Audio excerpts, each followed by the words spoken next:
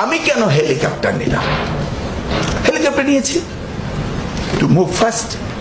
আরেকটা জিনিস, where I go nobody knows, সবাই আতঙ্কে। তো আমি নকল প্রতিরোধ করার জন্য নিজ পকেটের পয়সা দিয়ে হেলিকপ্টার রেন্ট করলাম। গভর্নমেন্ট কিন্তু এক পয়সা দিতে পারে না। বাংলাদেশের নকল প্রতিরোধ আন্দোলনের একটি পয়সা বাংলাদেশ সরকারের নেই। বহু জায়গায় বলেছি, মন্ত্রী থাকে, দিস ইজ মাই ওন।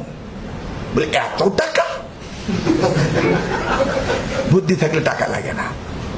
আমার নেতা শহীদ রাষ্ট্রপতি জিয়া রহমান বলেছিলেন, money doesn't matter, with is the matter. এখানে অনেক ছাত্র আছে যারা চিন্তা, আমি জানি অনেকে আছে, ব্যক্তিগত আমি জানি, তাতে কোনো টাকা নেই, কিন্তু তারা পড়ে যাচ্ছে, পাস করে যাচ্ছে। তারা জানে দিস ইজ 2018, 2019 তার জীবনে আসবে, 2020 তার জীবনে আসবে, অতএব he is in the program 2020 সে বেরিয়ে আসবে।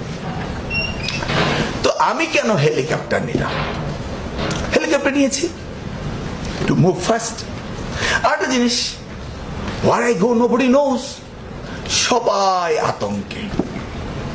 আমি একটা বই লিখেছিলাম আমার এই নকলের উপরে। বইটার ভিতরে একজন ওই এলাকার, দৌলতপুরের এলাকার ইউনো লিখেছিলেন, কুষ্টিয়া দৌলতপুর, সেখানে নকল হতো এবং কাউকে ভয় পেত না, কুষ্টিয়া দৌলতপুর।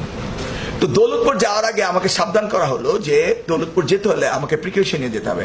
তা আমি আবার আমার পার্সোনাল আর্মস হেলিকপ্টার নিয়েই আমি যেতাম। whatever, let's go, see it, face it. কিন্তু আনফরচুনেটলি আমি যতবারই দৌলতপুরের দিকে যাওয়া শুরু করি ততবারই ওয়েদার খারাপ হয়ে যায়।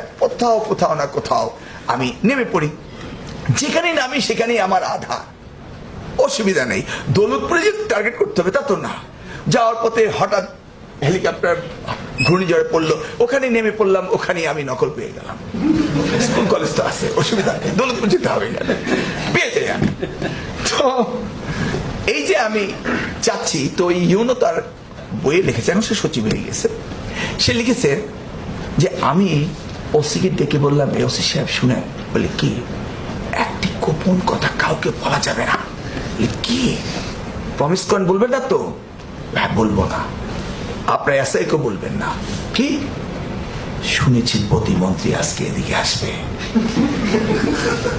ইংলিশ পরীক্ষা, নকল হবে, আটকানোর কোনো উপায় নেই। তো ওসি সব ঠিক আছে, ওসি এবার কানে কানে, এই এসআই, মন্ত্রী আসবে, একটু হেলিপ্যাডের দিকে যেও।